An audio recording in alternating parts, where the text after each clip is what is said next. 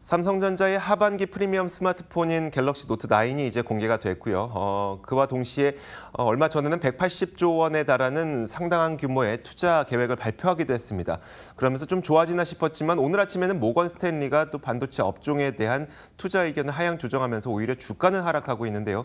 도대체 현재 상황을 어떻게 판단해야 되는지 그리고 삼성전자의 주가의 전망은 어떤지 저희가 이분과 함께 직접 이야기를 나눠보도록 하겠습니다. 현대차증권 노근창 리서치센터장 저희 전화 연결돼 있습니다. 안녕하세요. 네, 안녕하십니까? 네. 먼저 노트 9에 대한 느낌을 한번 들어보고 싶어요. 공개됐을 때. 네. 사실 저도 갤럭시 노트 8을 쓰고 있지만 네. 노트 9이 좀 배터리 용량이 커지고 화면이 좀 더 커졌다고 합니다. 그리고 제일 특이한 거는 이제 메모리 용량 자체가 스토리지 용량 자체가 이제 작년 제품은 64가 제일 어쨌든 제일 최저 사양인데 이번에는 128로 올라갔고요. 네네. 그리고 이제 256에서 한 번 더 레벨업된 512GB를 쓰고 그래서 사실은 메모리 용량이 많이 올라간 게 조금 차별화 포인트인 것 같고요. 나머지 또 S펜에 블루투스 기능을 넣어서 좀 더 디테일해졌다 그렇게 하는데 사실 저는 개인적인 느낌은 스마트폰 수요가 상당히 정체되고 침체된 이런 어떻게 보면 포화 상태에서 그 정도 차별화 가지고 그렇게 엄청난 성과를 내기는 만만치는 않을 것 같아요. 그래서 일단 네네. 제가 봤을 때는 노트 8 대비 일부 성능 개선이 있지만 가장 큰 거는 우리 스토리지 용량 자체가 노트보다는 전작보다는 훨씬 더 레벨업돼서 특히 저장 용량을 많이 쓰는 고객들한테는 조금 어필이 될 것 같습니다. 예. 얼마 전에 그 센터장님께서 직접 쓰신 리포트를 보니까 삼성에는 새로운 트리거가 필요하다라는 제목으로 리포트를 내놓기도 하셨는데 사실 이렇게 트리거가 될 만한 그 정도의 제품은 아니라고 생각하시나 보네요. 저는 솔직히 개인적으로는 수요가 좋을 때면 이 정도도 좀 어느 정도 수요에 영향을 주겠는데 이 수요 침체기에 이 정도의 변화 가지고 그리고 이게 메모리 용량을 물론 많이 쓰는 사람들도 한테는 반갑겠지만 또 많이 안 쓰는 사람들이 또 대다수잖아요.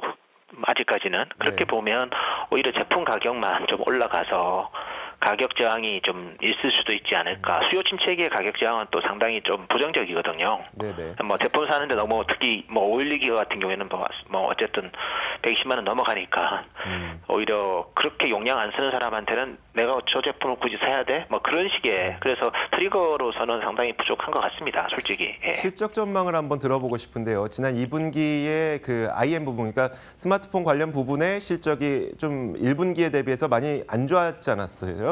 근데 노트 9이 좀 팔리기만 한다면, 물론 수요는 아직 부족한 상태이지만 그래도 좀 잘 팔리게만 한다면 그래도 실적 전망은 어떻게 생각하세요? IM은 저는 이익은 증가가 좀 쉽지 않은 게 그 2분기에 또 1에서 2이 있었거든요. 애플 충당금 관련해서 한이뿐이 있었습니다. 그래서 단순하게 그냥 이익 규모만 본다면 오히려 노트 9이 팔리더라도 이익은 2분기 대비 감소하지 않을까 그렇게 보고 있습니다.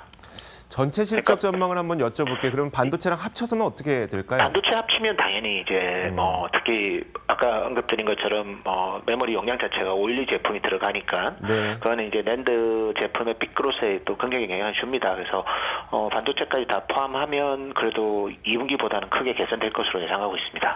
그런데 공교롭게 모건 스탠리에서 반도체 산업에 대해서, 반도체 기업에 대해서 또 투자 의견을 하향 조정했어요. 이건 어떻게 보세요?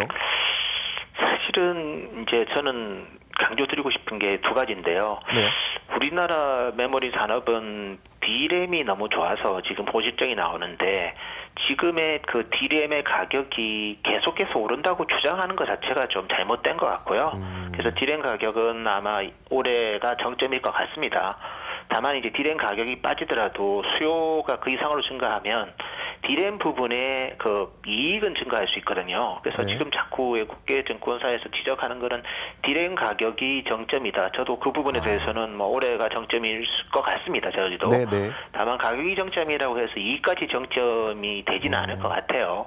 완만한 가격 하락은 오히려 수요를 진작한다는 거. 그건 우리가 지금까지 늘 경험해왔던 부분이고 두 번째는 뭐 그렇다고 해서 가면 우리 삼성전자든 하이닉스든 엄청나게 밸류에이션이 비싼 건가? 전혀 그렇지 않거든요. 네. 하이닉스 기준은 PR 3배 정도밖에 안 되고 삼성도 이제 6배가 안 되거든요.